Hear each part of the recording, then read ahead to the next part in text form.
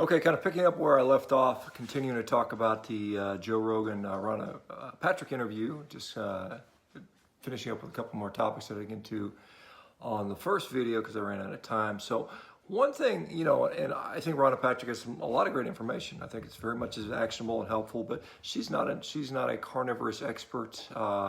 This is something that, this is people that are playing tennis commenting on how to dunk a basketball. I mean, it's just, there's people that spent many years looking at this stuff, myself included. And so when she talks about, one point she brings up is that, she pointed to the fact that there's some studies out there, and she pointed to Walter Longo saying that there's been some epidemiologic evidence that shows that when you take, omnivorous or meat-eating populations and you sort of select out the healthier ones, right? She makes a point of this, that risk for disease and death are basically equivalent to that with which we see in vegetarians and vegans, which when those factors are not taken out, we see a difference. And so the same thing is seen for things like colon cancer. We can look at the 45 and up study, and I think the Epic Oxford study. Again, when they control for, or do a better job controlling for some of those variables, we see that the differences in cancer rates are negligible. And so with that in mind, then we have to say, okay, if meat doesn't cause cancer in humans, or at least there's not any real good evidence that it does, and even if you were to believe the World Health Organization's sort of supposition that it causes a 17% increase, it's still an extremely small rise in cancer. So my position, is that meat doesn't cause cancer. And so any mechanistic data that you have to try and support that it does, whether it be heme iron, whether it be heterocyclic amines, whether it be N-nitrosyl compounds, or a list of a few other things, again, those mechanisms only are helpful if the end result is it causes an increase in risk in cancer in humans, and I don't believe it does. And so one thing she points out is the Bruce Ames study from 1990, which looked at natural pesticides and says that people are using that to show that plants are evil.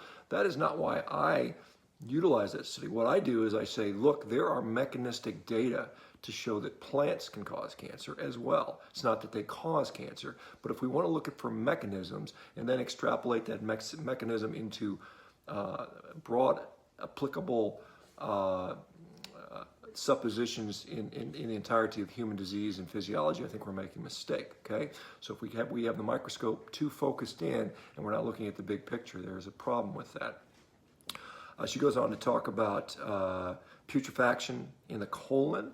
It talks about, certain compounds called putrescine and cadaverine, which are products of bacterial putrefaction. So what is putrefaction? Putrefaction is, just like fermentation, is bacterial action on carbohydrates.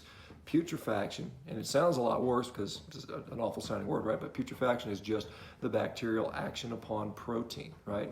And so that happens in the colon. But guess what?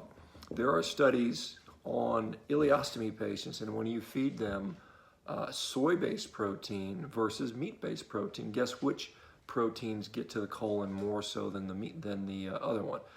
The soy-based proteins tend to end up, more in the colon than the meat-based ones. And so if you're eating plant protein products, the likelihood, based on this study at least, shows that protein will get into the colon more likely, than with meat. And therefore the plant proteins are likely to go into the putrefaction process. And she talks about farting and, that sort of thing. Well, the funny thing is people on a carnivorous diet, most of them, particularly long-term, rarely have any flatulence. I mean, it's very rare to fart, which is kind of, just kind of an interesting aside. And it makes sense because you're not producing so much fermentation, not producing so much methane. Again, I don't think that methane is necessarily, is that good for us? We don't know. So she talks about, so Bruce Ames study, again, that study showing that plant compounds, and again, the reason he did the study was to show that these natural pesticides are much more frequently found than the added pesticides, because people are all concerned about pesticides sprayed on their crops, and we're saying, well, you're eating way more pesticides. 99.9% of the pesticides you're eating are coming from plants themselves.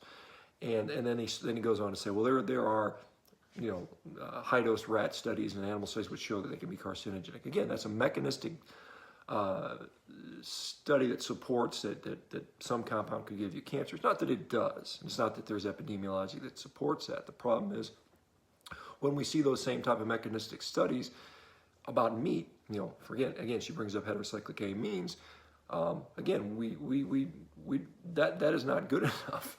And again, we don't see it happening in large scale in humans, and there's not any good randomized control trials showing that people that eat, cooked meat are any healthier than people that eat, less cooked meat. It's just not been done. And again, she uses the fact that some of these compounds in plants, that may elicit a hormetic type response, may upregulate liver enzymes and so on and so forth. Well, guess what? Some of these same quote unquote evil meat compounds, heterocyclic amines, and some of the other ones also elicit a response in the liver by upregulation of enzymes. So why can't we call that also a hormetic effect? Again, it's just a kind of there's two sides of the coin there.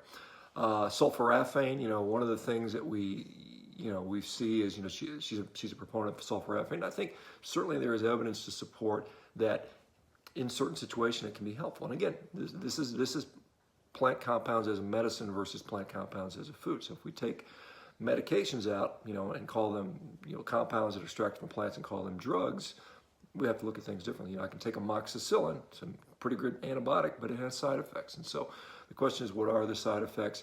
How well are they known? There are studies out there that show that sulforaphane can cause problems with liver enzymes. Again, is it a big problem? Is it dose dependent? Is it a rat study? Is it a human study? Those things are all important. So the thing is, if you look at things in a narrow microscope and you don't consider the big picture, we don't know. Now, again, there are human studies. In autism, she brings it up, and I'm very painfully aware. I have an autistic child, and so it's something that's very near and dear to my heart. Now, we have studies show that autistic children on a ketogenic diet improve their behavior, and we have studies that people taking sulforaphane can improve their behavior. I've seen numerous anecdotes, again, these are anecdotes of people on a carnivorous diet that say, and these are adults with autism that can tell me they feel a lot better on a carnivorous diet. So the question is, what happens if you take somebody on a ketogenic diet or even a carnivorous diet and they're autistic, and then you add sulforaphane in? Is it a net positive? Is it a net negative? We don't know. It's situation dependent. And so we have to look at these things in the big, broad perspective. It's not that, certain plant compounds are universally bad or universally good. It's going to be very much context dependent, and I think that's the whole point we're making here. If you're a person that believes that you should take a lot of curcumin or turmeric because you believe in an anti-inflammatory property, and there's some studies to support that.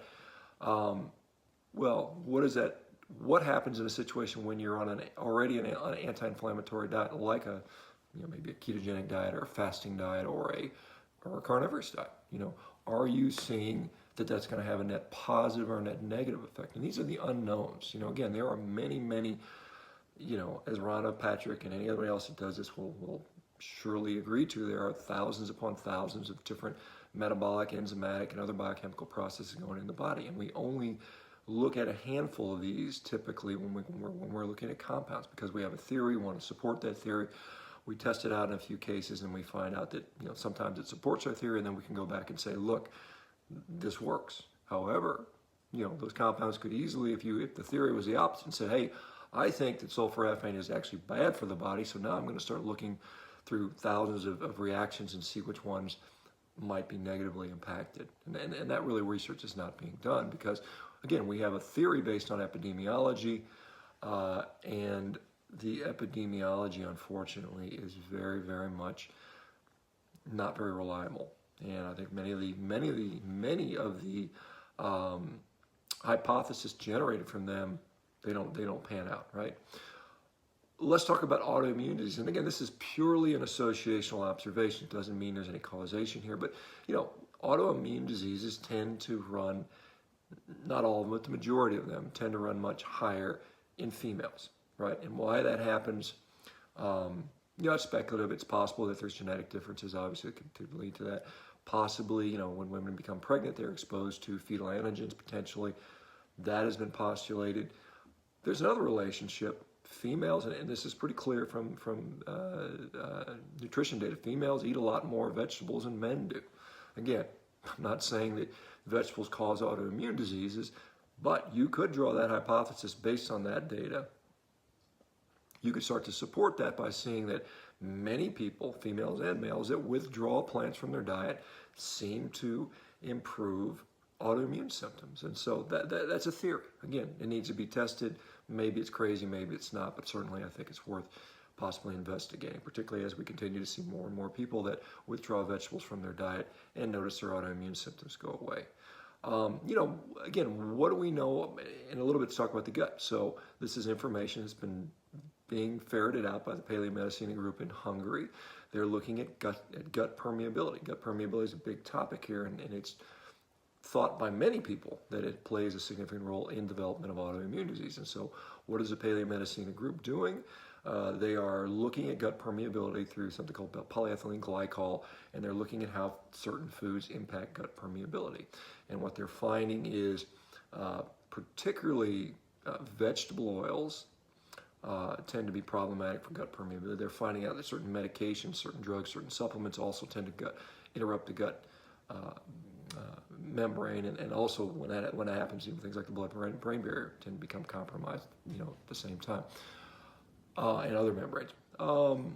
Other foods that are problematic are dairy, which is a meat product, and I've mentioned that before, are sweeteners, both artificial and sugar, grains, legumes, and other vegetables like nightshades and some of these other things that cause disruption of the gut, according to this group that's doing research on this. And so that needs to be further elucidated. Now they're seeing that treating those people with a animal-based, meat and fat diet with some organ meats added in seems to reverse the problems with gut permeability. At the same time, we're seeing improvements in biomarkers like inflammatory markers like tumor necrosis factor alpha, interleukin 6, and at the same time, we're seeing clinical resolution of those autoimmune problems. And so this is, to me, very interesting work. It sort of, kind of maybe indicates some of the mechanistic reasons behind why the carnivore diet is working. Also the carnivore diet is going to improve with insulin status, hyperinsulinemia,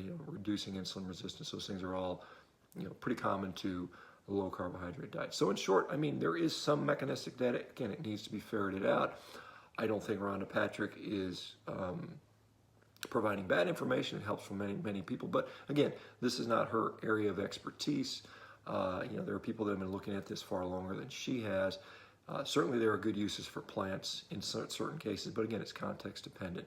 As far as supplementation goes, and I know Joe has a supplement company or he has interest in a supplement company, I am not opposed to supplementation if it works, and that's the question. So if you're on a carnivorous diet and you feel that something is lacking, and you want to take a vitamin C supplement, or you want to take a vitamin E supplement, or if you want to add a plant in to get that, and it objectively works for you, and you can consistently see that I can put it in, I can take it out, then that is important. But one other point, the RDAs, and so Dr. Patrick talked about depletion studies, a few randomized controlled trials. In 2007, the Institute of Medicine reviewed the RDA or the DRI recommendations, and their overall panel review based on a number of their experts was that the RDAs were based on expert opinion, and that that is the lowest level of evidence we have. And so again, I still question the relative value of those RDAs in all populations, right? If you're on a low carbohydrate diet, do your dietary reference indices change versus being on a high carbohydrate? Because all of those studies, those repletion, depletion studies, were going to be done on high carbohydrate eating people. Again, you're comparing potentially apples to oranges. We don't know that. Again, none of us are getting scurvy. No one is developing any vitamin deficiencies that I'm seeing, and traditionally we have not encountered these populations and noted them to have significant vitamin deficiencies. So anyway, some thoughts. Hope you guys enjoyed that. It's good discussion. I'm glad the discussion is out there. I do think it needs to be studied more. I don't think it needs to be blindly dismissed as some craziness, because it's helping a lot of people. And I'll continue to do what I can do to try to further get some information out, further try to advance our knowledge behind this. Hopefully we can do it through funded studies. Again, no one's pouring money at my doorstep to do research. Hopefully that'll change in the near future, but we'll have to see.